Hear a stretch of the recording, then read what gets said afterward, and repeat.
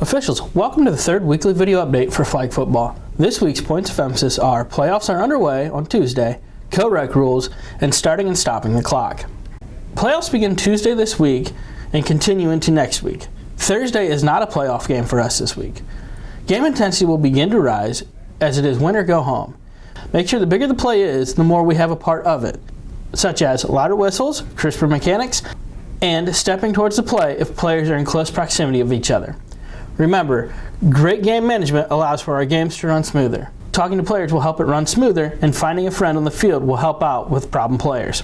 As officials, we should work in and out of the field and don't be stuck to the sidelines or to our starting positions. Secondly is co-rec rules. We seem to be changing these rules every week. Take a look at all the material on our website and make sure you are up to date on our rules.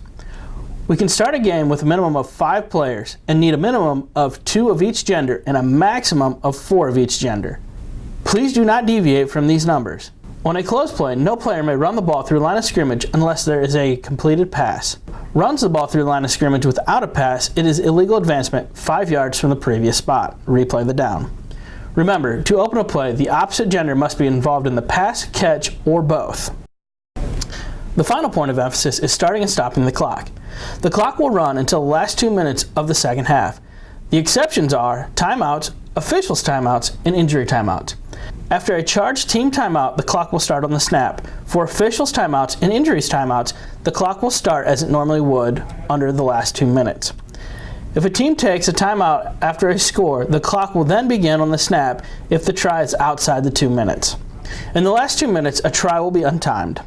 The first play we have is a pass interception with a potential flag guard and then what appears to be a forward pitch for a score. I think we get the correct call with not having flag guarding on this play, but may have missed the pitch, which would be an illegal forward pass. The penalty for this would be 5 yards from the spot of the foul, loss of down. The officials on each sideline may be able to see this, and if you think it's a backwards pitch, we need to yell back to inform everybody on the field. Finally is the positioning of the back judge, who appears to hesitate when the potential flag pull happens. We need to make sure that we don't get beat up the field on this play. The second play is a good false start call. The line judge is the only person who can see if the defense encroaches before the false start. The referee could have done a better job with the initial signal, but completes the rest of the enforcement flawlessly. He confirms with the captain, marches off the penalty with the line judge, and then announces the penalty. This is well done.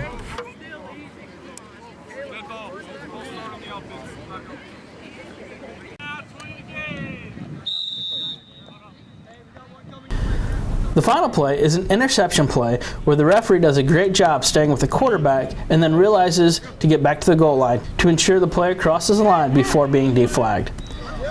The official should have thrown a flag on this play for illegal motion because one of the yellow players never comes set and is moving forward at the time of the snap. The defense would decline this penalty to keep the score since they have to decline all live ball penalties in order to keep the ball.